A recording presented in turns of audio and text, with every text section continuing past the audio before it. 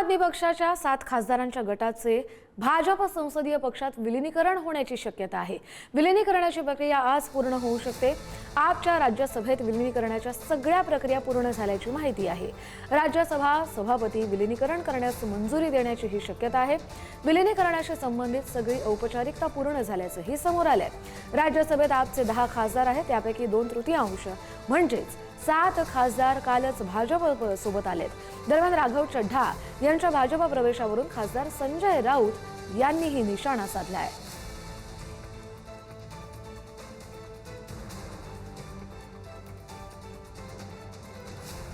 चड्ढा यांचे जर आपण भाषण किंवा मुलाखती ऐकल्या संसदेत, त्यांचं म्हणणं आहे राघव चड्ढांचं की भारतीय जनता पार्टी हा एक गुंडांचा पक्ष आहे आणि त्या पक्षामध्ये मी कधी जाणार नाही, हे राघव चड्ढांचं वारंवारचं वक्तव्य आहे।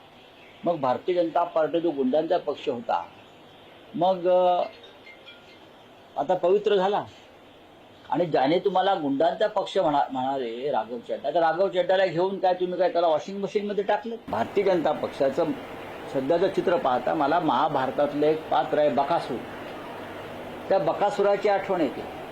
बकासुराची भूक कधीच भागत नव्हती, जे मिळेल ते खायचा, दगड धोंडे पण खायचा, बरं का, पण भूक भागत नव्हती। तसा हा भारतीय जनता पक्ष दिसेल ते खात सुटलेलं, त्याचं पोट काय भरत नाही, पण त्याचं पोट केव्हा तरी फाटेल आणि त्या पोटातून बरीच पापं बाहेर पडतील। ही अत्यंत घृणास्पद गोष्ट आहे। आपण या संदर्भात बोलूया आपले प्रतिनिधी शिवाजी काळे यांच्याशी। शिवाजी, अगदी ज्या पद्धतीने हे ऑपरेशन राबवलं गेलेलं आहे, गेल्या काही महिन्यापासून चर्चा होती राघव चड्ढा हे भाजपच्या संपर्कात आहेत, मात्र 7 खासदार हे थेट भाजपमध्ये जातील याची शंका किंवा थोडाही मागमोगूस जो आहे तो आपला लागला नाही किंवा अरविंद केजरीवाल यांना लागला नाही। 3 जे नेते होते ते अरविंद केजरीवाल यांच्यावरती नाराज होते, संदीप पाठक, स्वाती मालिवाल आणि राघव चड्ढा। आता यामध्ये सगळ्यात महत्वाचं हे आहे, या अगोदर जनतेचे प्रतिनिधी किंवा जनतेमध्ये मोठा जनाधार असलेल्या लोकांना भाजप जे आहे स्वतःच्या पक्षामध्ये घेत होतं। मात्र यावेळेस जर आपण पाहिलं, याचं वैशिष्ट्य वेगळं आहे, ते म्हणजे ब्रेन घेतलेलं आहे। कारण आम आदमी पक्षाचे संदीप पाठक, राघव चड्ढा हे ब्रेन म्हणून पाहिले जात होते आणि स्ट्रॅटेजिस्ट म्हणून त्यांच्याकडे पाहिलं जात होतं।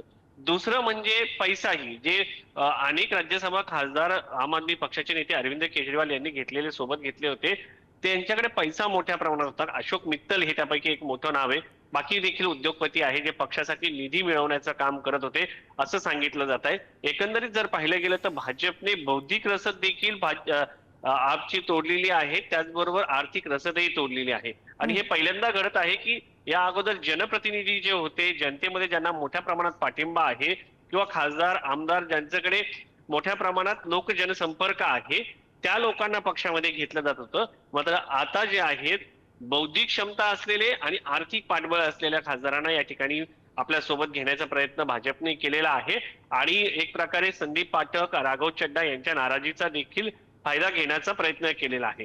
मात्र या सगळ्यामध्ये एक महत्वाचा मुद्दा आहे, जेव्हा अरविंद केजरीवाल हे कारागृहात गेले होते, या सर्व खासदार जे गेलेले आहेत त्यांनी कुठलीही भूमिका घेतली नव्हती असं सातत्यानं सांगितलं जातं। स्वाती मालिवाल यांनी तर दिल्ली विधानसभा निवडणुकीमध्ये अरविंद केजरीवाल यांना अडचणीत आणतील असे मुद्दे समोर मांडले होते, खास करून महिला सुरक्षेचा मुद्दा त्यांनी मांडला होता, त्यांना ज्या पद्धतीने अपमानित करण्यात आलं होतं हा मुद्दा त्यांनी मांडला होता। एकंदरीत जर पाहिलं गेलं तर ब्रेन आणि आर्थिक रसद तोडण्याचं काम भाजपने या ठिकाणी केल्याचं आपल्याला पाहायला मिळते।